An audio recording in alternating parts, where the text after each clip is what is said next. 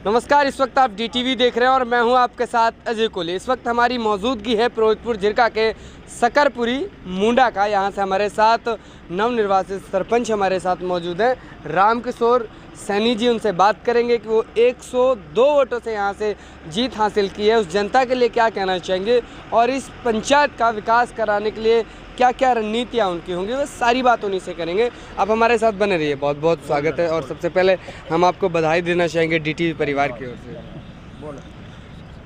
मैं रामकिशोर सरपंच जी, दोनों गांव सकरपुरी मुंडाका ने जनता ने जो मुझे विश्वास दिलाया है, मैं इसका तहे दिल से धन्यवाद करता हूं।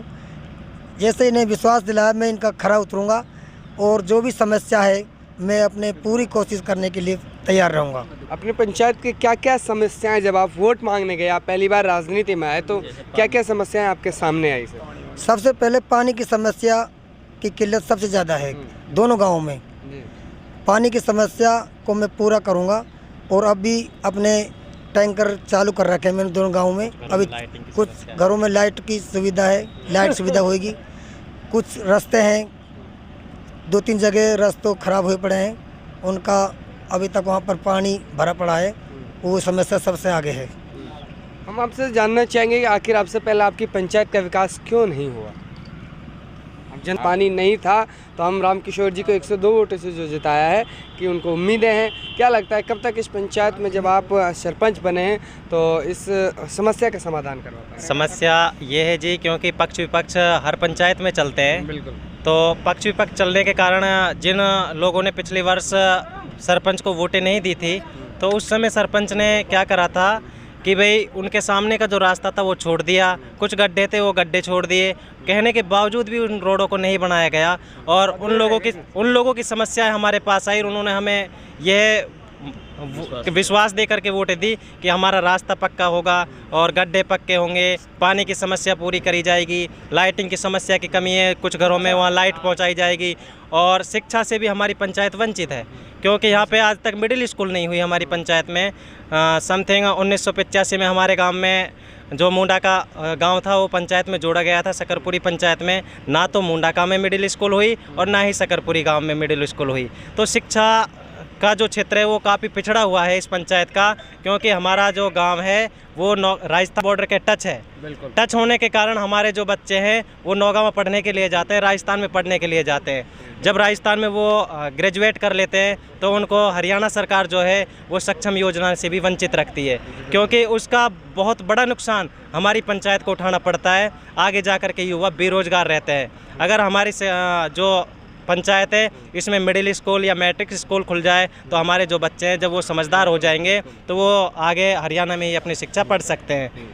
कहीं ना कहीं जब इसमें स्कूल नहीं है, यूँ कहें कि 12वीं तक नहीं है, वरिष्ठ नहीं है, तो इसी वजह से जो युवा सक्षम भी नहीं भर पाते हैं, ये समस्या है मेरी। लेकिन बात करें युवा कहीं ना कहीं जो है एक गलत दिशा में भी जा रहा है। आप एक मुखिया भी बने हैं, पंचायत के आप मेन आदमी हैं, तो किस तरह से उसको देखेंगे, किस तरह युवाओं को एक मार्गदर्शन कर एक लाइन पे लाया जाएगा? युवाओं के लिए हम क्या है कि उनके लिए जो उनकी मांग है, डिमांड्स जो उन्होंने रखी हैं, उन डिमांडों को पूरा करने में पूरा उतरेंगे और उनको ये विश्वास दिलाएंगे। विश्वास हमने दिला चुके हैं, क्योंकि हम उनका काम करेंगे और हम उनका काम करते आए हैं पहले से ही। क्योंकि हमारी जो तैयारी आती पंचायत चुनाव लड़ने की वो पिछले 4 वर्षों से ही चल रही हैं लगातार। तो युवाएँ हमारे साथ पहले से ही जुड़े हुए हैं। पहले क्या बिजनेस था आप लोगों को? हमारा बिजनेस तो वैसे भाई साहब जो थे सरपंच साहब, उसका पेट्रोल पंप का काम था, क्योंकि हम भी एक गरीब परिवार से हैं। हमारा कोई राजनीति का कोई फंडा नहीं था, लेकिन पब्लिक की आवाज़ आई, बस्ती की आवाज़ आई, क्योंकि आपको राजनीति में उतरना चाहिए।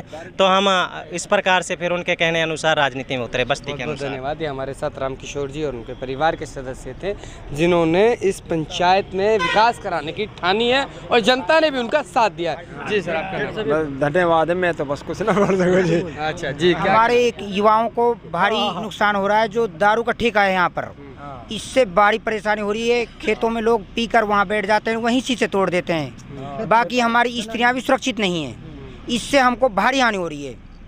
अब आपने सरपंच अपना चुना है, तो अब क्या लगता है सरपंच उसको हटवा पाएंगे वहाँ से? ये हमारा मुद्दा है कि हम सबसे पहले इसी को हटवाएंगे, ठेके को ही।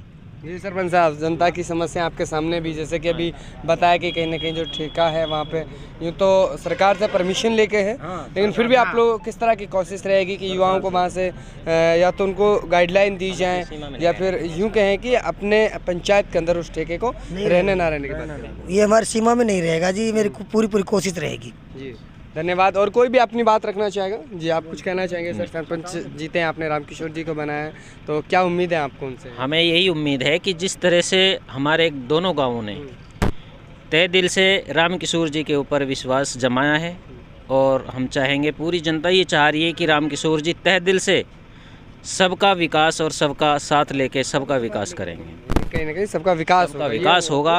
उम्मीद है। जहाँ भी कोई भी समस्या है उस समस्या का सबसे पहले उसका निवारण किया जाएगा। जैसे जहाँ गड्ढे वगैरह हैं, पहले से ही काफ़ी समस्याएं आ रही हैं, तो सारी समस्याओं को लेकर के हमारे सरपंच साहब से हमें ये उम्मीद है कि ये सबसे पहले उन समस्याओं का समाधान करेंगे। और भी बाबा तबीयत ठीक है? हाँ तनख्वाह वनख्वाह पेंशन वेंशन मिल रही है? पढ़ाने में नारायण में जाना चाहिए पानी। अच्छा हाँ, मतलब जल निकासी नहीं है? हाँ अच्छा सरपंच को बताया ना आपने? पानी वहीं भर रहता है। अच्छा अब तो साफ करवा देंगे। हाँ बनवाना चाहिए। पहले आप लोगों के साथ मतलब भेदभाव की राजनीति हुई थी? हाँ भेदभाव के लिए।